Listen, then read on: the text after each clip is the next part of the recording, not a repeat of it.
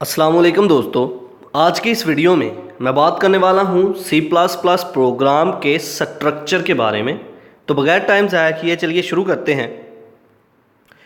C++ program structure. तो क्या होता है कि C++ लैंग्वेज में जब भी हम कोई प्रोग्राम बनाते हैं तो इसका बेसिक सा स्ट्रक्चर, बेसिक सा सिंटैक्स जो है वो कुछ इस तरह से है कि सबसे पहले हम प्री प्रोसेसर डायरेक्टिव का यूज़ करते हैं। तो हमने जब भी कोई हेडर फाइल को प्रोग्राम के अंदर इंक्लूड करना होता है तो हम इंक्लूड प्री प्रोसेसर डायरेक्टिव का यूज़ करेंगे।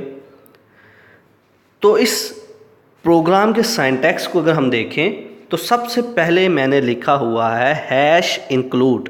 ये हैश इंक्लूड जो है ये एक प्री प्रोसेसर डायरेक्टिव है। उसके बाद हेडर फाइल लिखी हुई है आयोस्ट्रीम।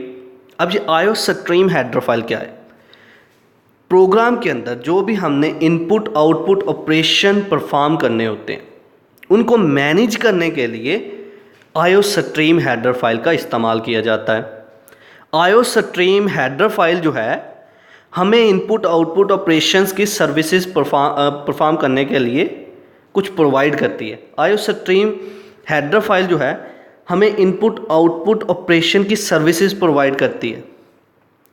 तो हमने इस हेडर फाइल को, आयोस्ट्रीम हेडर फाइल को प्रोग्राम के अंदर इंक्लूड करने के लिए इंक्लूड प्री प्रोसेसर डायरेक्टिव का यूज़ किया।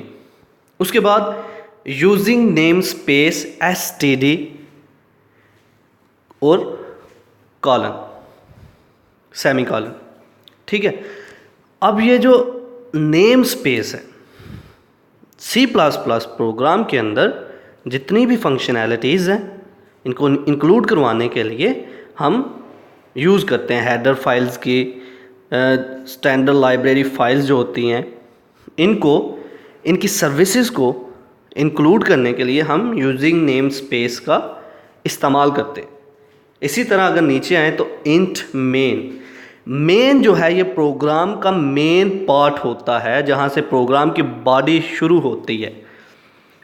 तो मेन हिस्सा जो है इसके नीचे से स्टार्ट होना शुरू हो गया, जहाँ पर हमने अपने फंक्शंस प्रोवाइड करने होते हैं, जहाँ पर फंक्शंस लिखने होते हैं। तो मेन प्रोग्राम का हिस्सा यहाँ से स्टार्ट हो रहा है। तो मेन पार्ट के अंदर हमने लिखा हुआ है सी आउट, उसके बाद ऑपरेटर और उसके बाद हेलो वर्ल्ड। अब ये सी आउट क्या है? सी आउट जो है, जिस तरह हम सी लैंग्वेज के अंदर प्रिंट एफ फंक्शन का इस्तेमाल करते थे, यूज़ करते थे प्रिंट एफ फंक्शन को स्क्रीन पर आउटपुट दिखने के लिए, बिल्कुल इसी तरह सी आउट फंक्शन जो हमारा स्क्रीन पर आउटपुट दिखने के लिए यूज़ होता है। तो ये कुछ बेसिक सा सिंटैक्स है C++ प्रोग्राम को लिखने के लिए, उसका स्ट्रक्चर प्रोग्राम का छोटा सा। तो ये था आज का हमारा लेक्चर जिसमें हमने बात की बेसिक सिंटैक्स के बारे में C++ प्रोग्राम की। आई होप कि आपको मेरी ये वीडियो पसंद आई होगी। Like this video, share this video and comment below this video if you have any question. Thanks for watching. Subscribe focus group. अल्लाह हाफिज़।